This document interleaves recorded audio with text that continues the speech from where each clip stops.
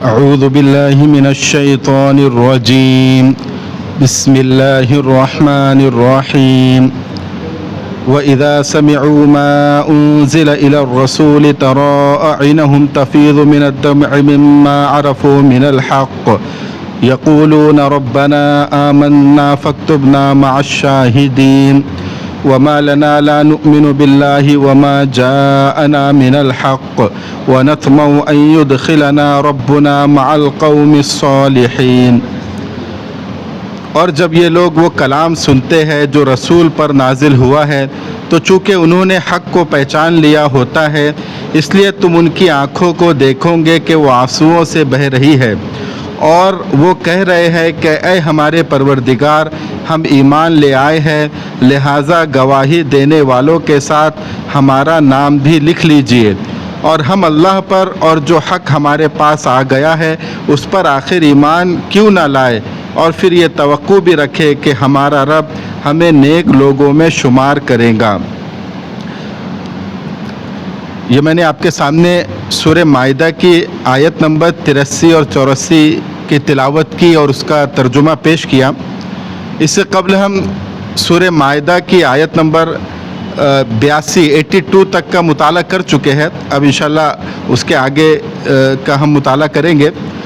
اس سے قبل ہم نے دیکھا تھا کہ آیت نمبر 82 میں اللہ تعالیٰ نے فرمایا تھا کہ اے مسلمانوں تم دیکھو گے کہ جو یہودی ہے، جو بنی اسرائیل ہے، یہ مسلمانوں سے نفرت میں بہت بڑے ہوئے ہیں، لیکن اس کے مقابلے میں جو عیسائی ہے، جو اپنے آپ کو عیسائی کہتے ہیں، جو کرسچن ہے، کرسچینٹی کو جو فالو کرتے ہیں، وہ لوگ مسلمانوں کے معاملے میں نرم ہے، وہ ہمبل ہوتے ہیں، نرم ہوتے ہیں، اور ان سے تم کو اتنی ایذا نہیں پہنچیں گی جتنا یہودی تمہارے خلاف سازشیں کرتے ہیں۔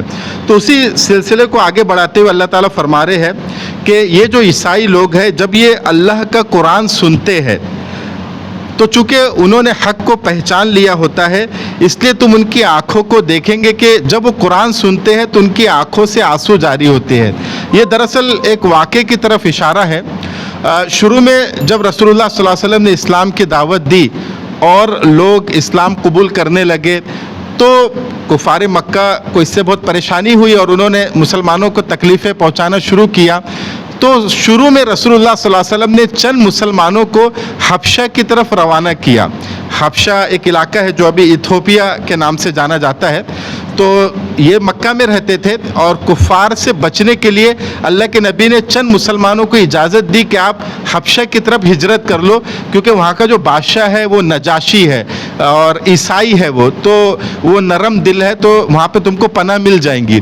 تو مسلمان وہاں چلے گئے۔ حبشہ جو ابھی ایتھوپیا جو علاقہ ہے، جیبوتی ہے، ایتھوپیا ہے، یہ علاقے کو حبشہ کہتے تھے اس زمانے میں، اور یہ جو سعودی عرب جدہ کے پاس ریڈ سی ہے، بحر احمر کو کراس کر کے وہ آتا ہے، جو حبشہ کا علاقہ آتا ہے اس کو کراس کر کے، تو مسلمان وہاں چلے گئے۔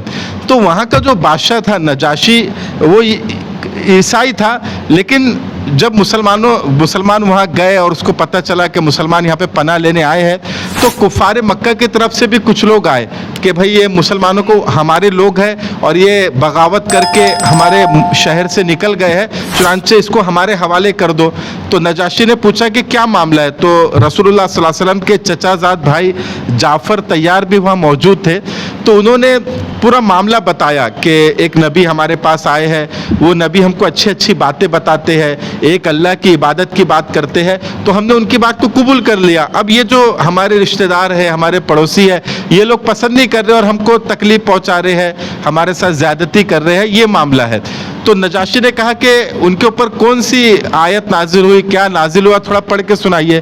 تو انہوں نے کاف ہا یا سورہ مریم پڑھ کے سنائی، تو اس کے اوپر نجاشی کے اوپر بہت اثر ہوا، اس کی آنکھوں سے آنسو جاری ہو گئے، اور انہوں نے کہا کہ اس کے اندر جو بات حضرت عیسیٰ علیہ السلام کے بارے میں، حضرت مریم کے بارے میں کہی گئی ہے ایک دم صحیح بات ہے، اور یہ وہی بات ہے جو انجیل میں بھی موجود ہے۔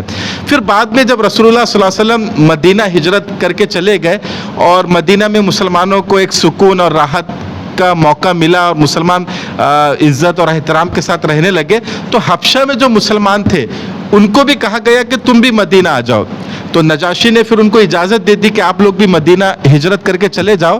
اور پھر نجاشی نے اپنے 70 لوگوں کو بھی ساتھ میں بھیجا. اس میں عیسائیوں کے علماء تھے, ان کے بڑے اسکالر اس کے اندر موجود تھے, کہ جاؤ اور وہ نبی سے سن کے آؤ کہ وہ نبی کیا کہتے ہیں, کون سی تعلیم دیتے ہیں. تو 70 لوگ نجاشی کی طرف سے ایک ڈیلیگیشن رسول اللہ صلی اللہ علیہ وسلم کی خدمت میں حاضر ہوا اور ان سے پوچھا کہ آپ کیا تعلیم دیتے ہیں, کیا آپ بات لے کر آئے ہیں. تو رسول اللہ صلی اللہ علیہ وسلم نے ان کے سامنے سورہ یاسین کی تلاوت کی. تو جب سورہ یاسین کی تلاوت آپ نے کی تو سب لوگ نیچے سر کر کے سن رہے تھے اور سب کی آنکھوں سے آنسو جاری تھے. اللہ کے کلام کی عظمت کی وجہ سے, اس کی جلالت کی وجہ سے, اس کی تاثیر کی وجہ سے سب کی آنکھوں سے آنسو بہ رہے تھے. تو اسی واقعے کی طرف اللہ نے یہاں پر اشارہ کیا کہ آپ دیکھیں گے ان لوگوں کو کہ جب یہ اللہ کا کلام سنتے ہیں تو ان کی آنکھوں سے بے ساختہ آنسو جاری ہو جاتے ہیں, اللہ کے کلام کی تاثیر کی وجہ سے, اس کی عظمت کی وجہ سے. یہ ان عیسائیوں کی طرف اشارہ ہے. پھر بعد میں وہ لوگ واپس حبشہ گئے اور وہاں پر نجاشی کو, اپنے بادشاہ کو پوری کیفیت سنائی اور پھر سب لوگ مسلمان ہو گئے, اسلام میں داخل ہو گئے. تو انہی کا یہاں پر اللہ تعالیٰ ذکر کر رہے کہ یہ کیفیت ان کی ہوتی ہے. لیکن چونکہ جیسے کہ میں نے بار بار یہ بات بتائی ہے کہ جو بھی واقعہ قرآن میں آتا ہے, جو بھی کیفیت کسی کی بتائی جاتی ہے, اس میں اصل میں سبق ہمارے لیے ہوتا ہے. یہ صرف نالج کے لیے نہیں ہوتا کہ بھائی ہاں ایک قوم ایسی تھی, بلکہ تم کو اس سے سبق لینا ہے. تو اب اللہ تعالیٰ کہہ رہے کہ جو غیر ہے, جو عیسائی ہے, وہ بھی قرآن سن کے اس سے وہ اثر لے رہے ہیں, تاثیر لے رہے ہیں. تو مسلمانوں کو زیادہ یعنی حق ہے کہ مسلمان زیادہ قرآن سے تاثیر لے, قرآن کی عظمت کو سمجھے, قرآن کی عظمت کو پہچانے اور قرآن سے اپنے تعلق کو قائم رکھے. ابھی میں ایک بہت اچھی بات پڑھ رہا تھا کہ مسلمانوں کو چاہیے کہ کسی نہ کسی طرح قرآن سے جڑے رہے, چاہے قرآن کا حفظ کرے, چاہے قرآن کو ناظرے سے پڑھے, دیکھ کر پڑھے, چاہے قرآن کی تفسیر کو سمجھے, چاہے درس قرآن میں جائے. یعنی کسی نہ کسی طرح آپ کی ڈیلی ایکٹیویٹی میں کچھ حصہ قرآن سے جڑے رہنے کا رہنا چاہیے. آپ ٹھیک ہے, آپ اپنا کام کیجئے, اپنی تجارت کیجئے, جاب کیجئے, لیکن ایک حصہ قرآن کے لیے نکالیے. 15 منٹ 20 منٹ قرآن کی تلاوت کر لے, قرآن کو ترجمے سے پڑھ لے. جیسا ابھی ہمارا درس قرآن ہو رہا ہے, اس میں حاضر ہو جائے. کسی نہ کسی طرح قرآن سے اپنے آپ کو جوڑے رکھے. تو انشاءاللہ قرآن سے ہم جوڑے رکھیں گے اپنے آپ کو, تو ہماری زندگی میں ایک تبدیلی آئیں گی, ہمارے اندر آخرت کی فکر رہیں گی, اصل جو مقصد ہمارے اس پر ہم قائم رہیں گے. تو صحابہ کرام کا بھی یہ معمول تھا کہ قرآن کی بہت زیادہ عظمت ان کے دل میں تھی. قرآن پڑھتے تھے, صحابہ کرام روتے تھے. حضرت ابو بکر کے بارے میں تو آتے ہیں رجل بکا, وہ بہت زیادہ رونے والے تھے. جب مکہ میں وہ رہتے تھے تو اپنے صحن میں قرآن پڑھتے تھے. تو کفار مکہ نے اعتراض کیا کہ بھائی ان کو کہو کہ اپنے گھر کے اندر جا کے قرآن پڑھے, کیونکہ یہ باہر قرآن پڑھتے ہیں صحن میں بیٹھ کے, اور پھر جب روتے ہیں تو ہمارے بیوی بچے اور ہمارے لڑکے سب جمع ہو جاتے ہیں اور ان سے متاثر ہوتے ہیں, قرآن کی آیت سے متاثر ہوتے ہیں, ان کے رونے سے متاثر ہوتے ہیں. تو ہمیں ڈر ہے کہ یہ کہیں اسلام میں داخل نہ ہو جائے, اس لیے ان کو کہو کہ اندر قرآن کی تلاوت کرے, باہر نہ کرے. تو یہ تاثیر قرآن کے اندر اللہ نے رکھی ہے. اکرمہ بن ابی جہل, جو ابو جہل کے بیٹے تھے, بعد میں مسلمان ہو گئے, بڑے صحابی بنے. تو ان کے بارے میں آتا ہے کہ جب بھی وہ قرآن کھولتے تھے تو ایک قرآن کی عظمت کی وجہ سے, قرآن کی تاثیر کی وجہ سے وہ کہا کرتے تھے ھذا کلام ربی, ھذا کلام ربی, یہ میرے رب کا کلام ہے, یہ میرے رب کا کلام ہے, اور بول کے بے ہوش ہو جاتے تھے. ایسی عظمت قرآن کی ان کے دل میں تھی. حضرت مولانا ابو الحسن ندوی رحمۃ اللہ علیہ کہتے کہ اگر کوئی انسان قرآن پڑھے اور جذبات میں پاگل ہو جائے, اپنے کپڑے پھاڑ لے, تو کوئی حیرت کی بات نہیں ہے. ایسے ایسے خزانے قرآن کے اندر ہے, ایسی تاثیر اللہ نے قرآن میں رکھی ہے کہ انسان بے قابو ہو جائے, انسان اپنا آپا کھو دے. ایسی چیزیں اللہ نے قرآن میں رکھی ہے. لیکن چونکہ آج ہم قرآن سے دور ہیں, ہمارے دل سخت ہو چکے ہیں, تو ہم نماز میں بھی قرآن سن رہے ہیں, تلاوت بھی کر رہے ہیں, لیکن ہمارا دل نرم نہیں ہوتا, کوئی اثر نہیں پڑتا. تو اس کے لیے چاہیے کہ قرآن سے ہمارا ایک تعلق قائم رہے, چاہے ہم کچھ سورہ حفظ کر لیں, چاہے ہم اس کی تلاوت کر لیں, چاہے ہم اس کو ترجمے سے پڑھ لیں, کچھ نہ کچھ قرآن سے ایک تعلق ہمارا رہنا چاہیے. جیسے رمضان کے مہینے میں ماشاءاللہ ایک عمومی ماحول بن جاتے ہے کہ مسلمان قرآن سے جڑ جاتے ہیں, دوبارہ ایک کنیکشن قائم کر لیتے ہیں. لیکن یہ کافی نہیں ہے کہ صرف رمضان کے مہینے میں ہم یہ کریں, بلکہ سال بھر ہمیں یہ معمول بنانا چاہیے. تھوڑا وقت فارغ کر لے قرآن کی تلاوت کے لیے, قرآن کو سمجھنے کے لیے, یا کہیں درس قرآن کی مجلس ہو رہی ہے اس میں بھی اپنے آپ کو حاضر کرے. تو اس سے مسلمانوں کو بھی یہ سبق ملتا ہے. वमा लना ला नुमिनु बिल्लाहि वमा जाअना मिनल हक व नतमउ अन यदखुलना रब्बुना माल कौम सालिहीन। फिर उन्होंने कहा कि हम भला अल्लाह पर और जो हक हमारे पास आ गया है उस पर आखिर क्यों ना ईमान लाए, और फिर ये तवक्को भी रखे कि हमारा रब हमें नेक लोगों में शुमार करेगा। फ़असाबहुमुल्लाहु बिमा क़ालू जन्नातिन तजरी मिन तहतिल अनहारु खालिदीन फ़ीहा व ज़ालिका जज़ाउल मुहसिनीन। चुनांचे उनके इस कौल की वजह से अल्लाह उनको वो बागात देगा जिनके नीचे नहरें बहती होंगी, जिनमें वो हमेशा रहेंगे, यही नेकी करने वालों का सिला है। मतलब उन्होंने जो कहा, जो ईमान लेके आए, तो उसके बदले अल्लाह क्या करेंगे, उनको जन्नत नवाजेगा, जन्नत अता करेगा, ऐसी जन्नत जिसके नीचे नहरें बहती होंगी और जिसमें वो हमेशा हमेशा रहेंगे। यही नेक काम करने वालों का बदला है, सिला है, उनका रिवॉर्ड है। वल्लज़ीना कफ़रू व कज़्ज़बू बिआयातिना उलाइका अस्हाबुल जहीम। और जिन लोगों ने कुफ्र अपनाया है और हमारी आयतों को झुटलाया है वो दोज़ख वाले लोग हैं। इसके मुकाबले में जो नहीं मानते वो फिर अज़ाब उनको होगा। या अय्युहल्लज़ीना आमनू ला तुहर्रिमू तय्यिबाति मा अहल्लल्लाहु लकुम वला तअतदू इन्नल्लाहा युहिब्बुल मुअतदीन वकुलू मिम्मा रज़क़कुमुल्लाहु हलालन तय्यिबा वत्तक़ुल्लाहा अल्लज़ी अंतुम बिही मुमिनून। ऐ ईमान वालों, अल्लाह ने तुम्हारे लिए जो पाकीज़ा चीज़ें हलाल की है उनको हराम करार ना दो और हद से तजावुज़ ना करो। अब यहाँ से अल्लाह ताला इस्लाम के चंद अहकामात का जिक्र कर रहे हैं, तो उसमें से एक चीज़ ये बताई अल्लाह ताला ने कि हमने जिन चीज़ों को हराम करार दिया तुम उनको हराम मानो, और जिसको हलाल करार दिया, लीगल करार दिया, उसको हलाल मानो। ये भी गलत है कि कोई इंसान हराम को हलाल मान ले कि भाई शराब हराम नहीं है, ये गलत बात है, उलमा इकराम गलत बताते हैं, ऐसा कोई कह ले, या जो हलाल चीज़ है उसको हराम मान ले, ये भी गलत है। हमको इस बात का इख्तियार नहीं है कि हम अपने तरीके से, अपने मिजाज से, अब भाई किसी का मिजाज अब फला जानवर का गोश्त खाने का नहीं है तो वो कहे कि ये हरामी है, ऐसा नहीं है। आपका मिजाज नहीं है, आप मत खाइए, आपको एलर्जी है आप मत खाइए, लेकिन हलाल आप उसको मानिए। आप ये मत कहिए कि ये हराम है, इसकी इजाज़त नहीं है। तो जो हराम है उसको हराम मानिए, जो हलाल है उसको हलाल मानिए। जैसे बाज़ लोग जैसे रहबानियत की ज़िंदगी गुजार लेते हैं, जंगलों में चले गए, पहाड़ों में चले गए, जैसे क्रिश्चियनिटी में ज़्यादातर होता है, हमारे हिंदुओं में भी साधु संत जो होते हैं पहाड़ों में रहते हैं, ये इस्लाम में इसको मना किया गया। आप अपने ऊपर चीज़ों को हराम मत करो, जब अल्लाह ने हलाल किए तो आप हराम मत करो। तो इस्लाम में जो रहबानियत है, हुजूर ने फरमाया ला रहबानियत फिल इस्लाम, इस्लाम में रहबानियत नहीं है। मतलब बीवी बच्चों को छोड़ देना, कारोबार को छोड़ देना, ये कोई इस्लाम में पसंदीदा नहीं है। असल ये है कि आप बीवी बच्चों में रहो, कारोबार में रहो, तिजारत में रहो और फिर उसमें सही तरीके से रहो, ये कमाल है। भाई मस्जिद में बैठ के सच बोलना ये कोई बहुत बड़ी बात नहीं है, तिजारत में सच बोलना ये बड़ी बात है, जिसमें सच बोलने से आपका नुकसान हो रहा हो। अभी इंशाल्लाह तिजारत के ताल्लुक से एक प्रोग्राम है, उसमें ये सब चीज़ें आएंगी, तो आप लोग भी उसमें शिरकत करें तो उसमें तफसीलात आएंगी तिजारत के ताल्लुक से। तो रहे के सही रास्ते पे रहना ये कमाल है।